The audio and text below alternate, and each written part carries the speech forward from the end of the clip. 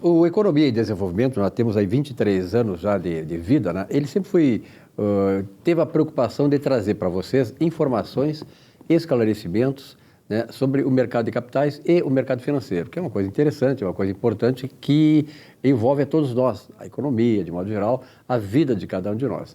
Mas o mercado de capitais sempre foi um termo assim muito complexo, né, que raramente as pessoas entendiam o funcionamento do mercado de capitais e fala em bolsa de valores, o pessoal achava, só especulação, essa história toda. Mas isso, graças a Deus, passou, nós estamos numa outra fase, né? Eu estou falando isso da década de 70, quando eu comecei a trabalhar fora daqui e tal, e depois na Bolsa de Valores do Extremo Sul. Mas hoje o mercado financeiro e de capitais, tem uma diferença entre um e outro, eles hoje são mecanismos, instrumentos de capitalização das empresas, de desenvolvimento econômico para o país. Eu estou aqui com o Rafael Mortari e com o Adilson Bórico, são advogados que trabalham nesse meio, que ajudam as pessoas, né, nesse encaminhamento e no desenvolvimento e consolidação da capitalização das pessoas e também de desenvolvimento do país pelos instrumentos institucionais que existem e também de mercado. Rafael, obrigado pela tua presença aqui. Adilson também, obrigado. Vou começar contigo, Rafael. Tudo bem? Tudo bem. Bom, eu falei aí sobre essa questão do mercado financeiro, mas esse mercado financeiro hoje, o mercado de capitais, está atraindo muito nossos jovens, que é importante, mas ele tem muitas armadilhas, né? Tem mesmo. Primeiro, obrigado pelo convite e é um prazer estar aqui no programa para esclarecer também essa questão, como bem o Silvio comentou, armadilhas, né? As pessoas elas entram no mercado de capitais e elas acreditam que os problemas não vão surgir. E aí nós nos deparamos com diversos escândalos, né? Mais recentemente, por exemplo, fraude de Americanas. Então, as pessoas elas acabam entrando no mercado de capitais muito por conta de alguma influência de algum amigo, de algum assessor de investimentos e acabam não entendendo os riscos que existem e não pesquisam muito também sobre as empresas, enfim. Então, é muito positivo que as pessoas elas ingressem no mercado de capitais, mas acredito que falta ainda um pouco de educação financeira para elas entenderem melhor como que funcionam os mecanismos para se protegerem também, né? A pandemia trouxe uma série de novos acontecimentos, de novas realidades, digamos assim, no mercado, e as informações que eu tenho do IBGE é que nós tivemos aí o surgimento de milhares e milhares de empresas individuais, né? Microempresas, as MEI e tal. E isso fortalece muito a economia e, sobretudo, esse mercado, né, Rafael? Exato. E, na verdade, isso também possibilita vários tipos de investimento e o empreendedorismo, enfim.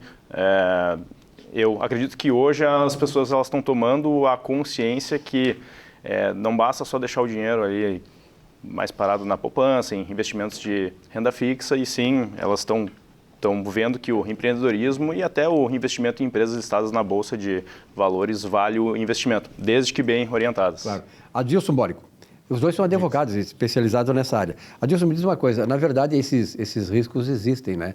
Mas a gente tem que entender também que a vida é um risco, né? Quer dizer, você vai entrar no mercado e ter risco como a própria vida tem, não é isso? Sim. Exatamente, Silvio. E tem uma questão que o mercado, o mercado brasileiro, né, mas isso em âmbito internacional, mas falando do nosso âmbito aqui, ele tem muito uma questão de um preconceito de que a bolsa era coisa de especulador, né? Acho que tu, que é mais antigo aí no mercado, tem muito disso, né? E por que isso? Porque antes, quem realmente atuava no mercado financeiro, vamos lá, a gente pegar 20, 30 anos atrás, era o grande empresário que deixava um dinheiro no banco e muitas vezes quem operava lá a compra de ações não era ele, era o seu gerente que ligava e dizia, tem um investimento aqui, tu quer fazer ações de uma empresa. E eram muito poucas empresas também no mercado, né? Então hoje a gente está com um boom aí, tanto de empresas abrindo capital, né? Tu falou no começo ali, é muito importante isso. As empresas brasileiras perceberam, principalmente na época onde os juros estavam mais baixos ali, que a economia popular serviria como forma de capitalização e alavancagem da economia nacional mesmo, né? Pois com um juro muito baixo, as pessoas não tinham mais de onde buscar aquela rentabilidade lá dos grandes juros, né? Que é o que a gente está enfrentando hoje. Coisa muito artificial ainda, né? Muitas críticas ao Banco Central e tal.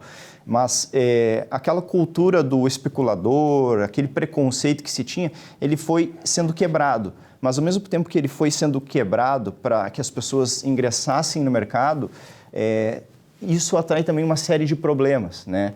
Então, a gente tem que tomar muito cuidado na hora de investir e buscar a assessoria profissional. Para quê? Para que a gente não venha a ter daqui a pouco esse preconceito de volta, né? Para que o mercado pareça realmente só uma questão de especulação, né? E, por exemplo, na semana passada, nós ingressamos com uma ação contra a Petrobras, questionando o fim do preço de paridade, né, internacional. Né? Por que isso? Porque nós defendemos especuladores, investidores e tal? Não, porque a gente busca o quê? Uma regularidade de mercado, uma transparência com os investidores. Então, o Silvio, que trabalhou a vida inteira e tem suas economias guardadas lá em ações da Petrobras, ele precisa saber qual que é o critério que a empresa vai passar a utilizar para estabelecer seus preços. Por que isso? Porque, eventualmente, a ação da Petrobras, que custa lá R$24, R$25, daqui a pouco pode custar 15. Para a empresa isso tem um impacto grande? Tem, mas tem muito mais para o Silvio. Claro, investidor. Isso para o professor, para o médico, para o trabalhador, para o servidor público que não guarda o dinheiro na bolsa, mas que contribui mensalmente com uma previdência complementar que vai para um fundo de pensão que ele nem sabe como é administrado, mas que no final das contas está alocado em grandes empresas da Bolsa. Né? Então, no final das contas, hoje em dia, todo mundo, direto ou indiretamente, é afetado por oscilação, por problemas e por benesses do mercado de capitais. Rafael, qual é hoje o maior, digamos, os 5 maiores investimentos atrativos do mercado financeiro e de capitais? Tu diz em relação a... Investidor individual, digamos assim, eu sou um investidor individual, tá? Tenho digamos, se eu fosse um assalariado e tal, tenho uma poupancinha e quero investir no mercado de capitais. Tá. Bom, na verdade, assim, existem alguns tipos de investimento não tradicionais, né, como operação em opções, operação em fundo imobiliário, mas o melhor, assim, eu diria hoje, seria investir em ações de grandes empresas, né, empresas que são rentáveis, que tenham lucros... Tem um histórico também, né? Tenha histórico, lucros recorrentes e o mais importante, eu acho, Silvio, é a questão de governança, né, outras operações, eu até poderia citar 5, mas eu acho que acaba que o melhor mesmo é procurar alguns investimentos, né, ou empresas sólidas na Bolsa de Valores, onde elas entregam uma rentabilidade consistente, com um bom histórico, política de governança, pegando novamente o gancho de Americanas. A Americanas foi uma empresa que não respeitou em momento algum. Agora nós sabemos do histórico, né? Teve fraude ali contábil por 7 anos confirmado, então ela não respeita os seus investidores, não respeitou. E aí agora, com o estouro de tudo, com a recuperação judicial também de Americanas, os investidores eles ficaram à míngua, né? Eles, enfim, a ação foi de R$12 para R$1.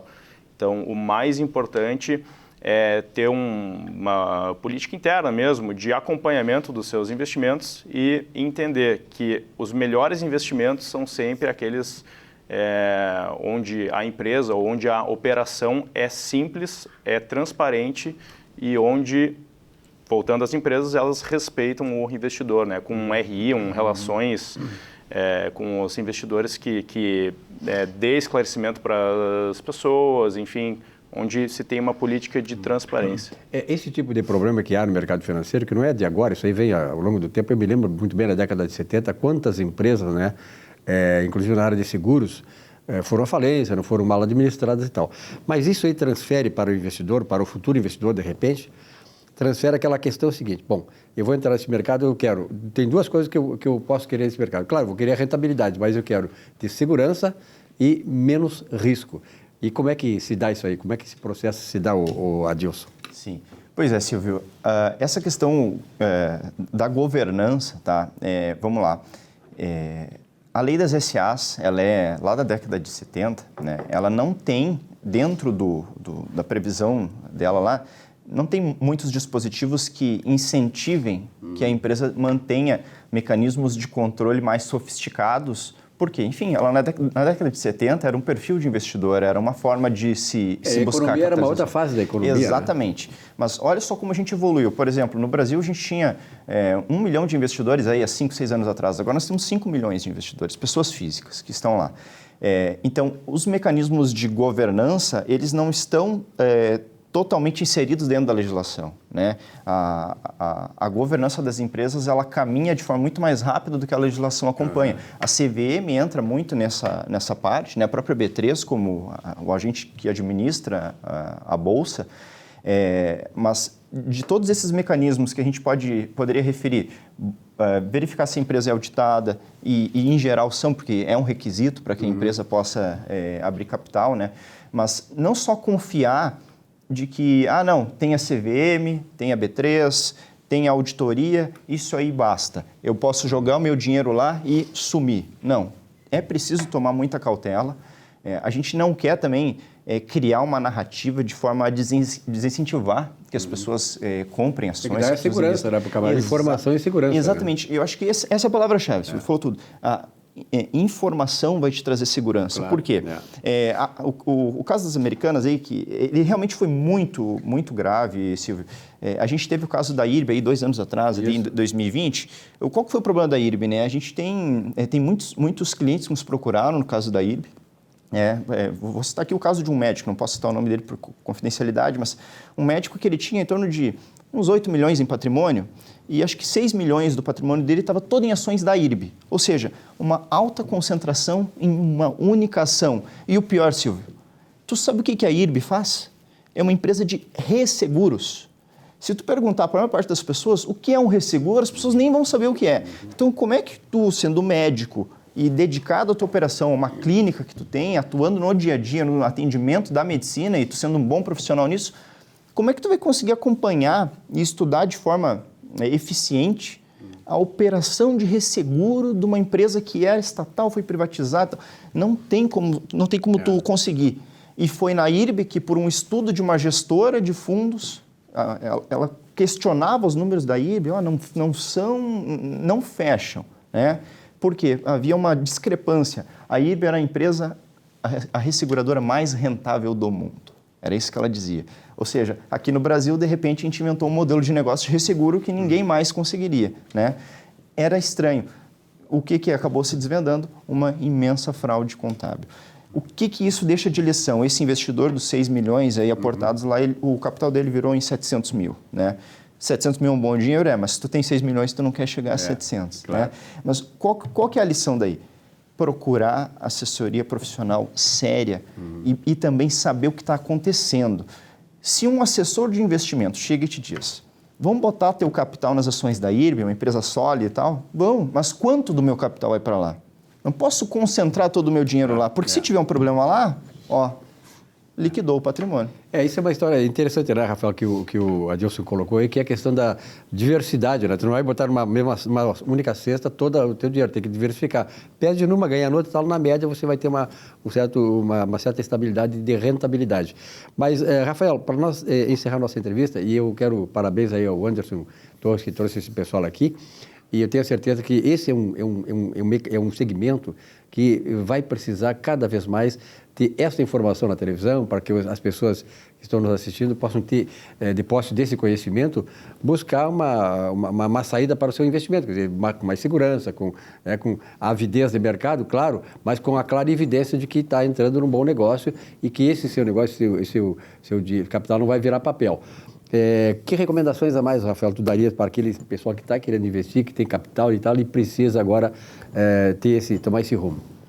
Bom, então, assim, diversificação, conforme bem o Adilson ele comentou, não colocar tudo na mesma cesta, diversificar entre fundos, ações, renda fixa, mas o mais importante que isso é entender que o seu dinheiro depende exclusivamente de você. Nunca seguir uma dica de algum influencer ou seguir a dica de um amigo que investiu numa ação que tem o potencial de estourar 1000%.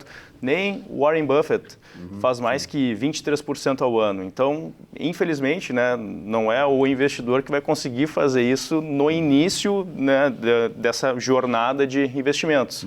Então, assim, o estudo é muito importante, mas mais que isso é não ver esse mercado de investimentos como uma aposta, né? É ver como uma aposentadoria para a independência financeira, para daqui a 20, 30 anos, de repente, não depender mais da renda do seu trabalho e ter um conforto, ter um colchão financeiro, né, para viver a vida da forma que quer viver, né? Muito bem. Adilson, tem um recado final?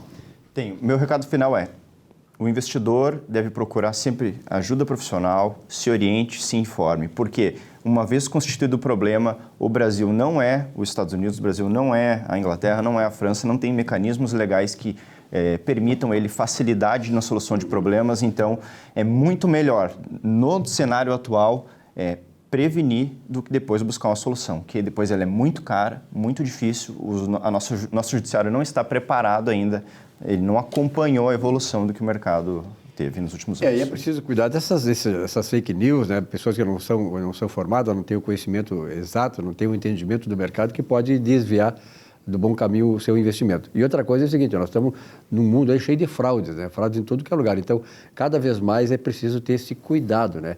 Vigiar bastante para não cair numa fraude dessas aí. E profissionais como o Adilson e o Rafael podem colocar você numa canoa bem resistente, que é para que o rumo, você tome o rumo certo e vá, né, afinal de contas, aportar numa praia tranquila, né, Adilson e Rafael? Com certeza. Abraço, obrigado para vocês, então, e até a próxima. Nós que agradecemos. Muito obrigado. Um rápido intervalo e já voltamos aí com o nosso Economia e Desenvolvimento. Até já.